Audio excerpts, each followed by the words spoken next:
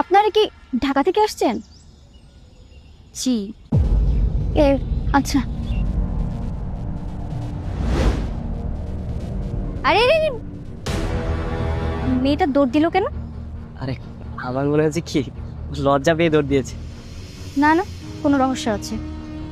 এই মেয়ের পিছু করবো, চল।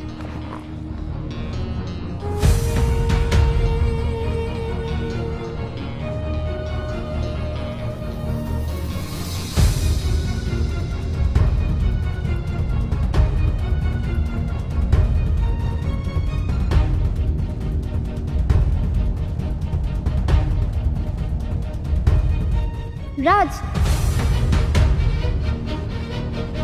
একটা ছেলে আর একটা মেয়ে ঢাকা থেকে আসছে।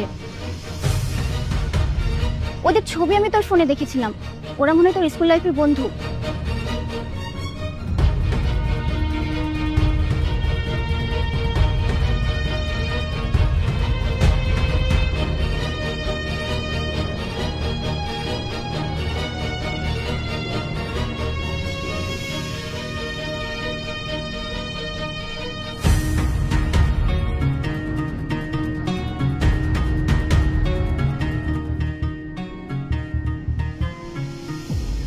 কই যাচ্ছিস তুই? আমরা এখানে আসলাম আর তুই চলে যাচ্ছিস? কই যাস তুই? কি সমস্যা তোর? তুই কি আমাদের সাথে কথা বলতে যাচ্ছিস না? আরে দাঁড়া, আমরা এতদিন পর তোর এখানে আসলাম আর তুই আমাদের দেখে কথা না বলে চলে যাচ্ছিস। তুই কি কথা বলতে চাস না? আমরা এতদিন পর এখানে আসলাম, এত কষ্ট করে তোকে খুঁজে বের করলাম। 3 বছর পরে তোর সাথে দেখা, তুই বন্ধুদের সাথে কথা বলবি না? না, কারণ আমার কোনো বন্ধু নাই, আর আমি আমার অতীতের সবকিছু ভুলে গেছি। ঠিক আছে, তুই অতীতের কথা বলে গেছিস, কিন্তু তুই তোর স্কুল জীবনের বন্ধুত্ব বলে গেছিস।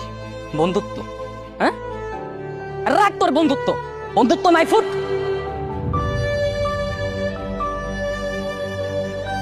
কিসের বন্ধুত্ব? হ্যাঁ, তোর বন্ধুত্বের মানে বুঝিস?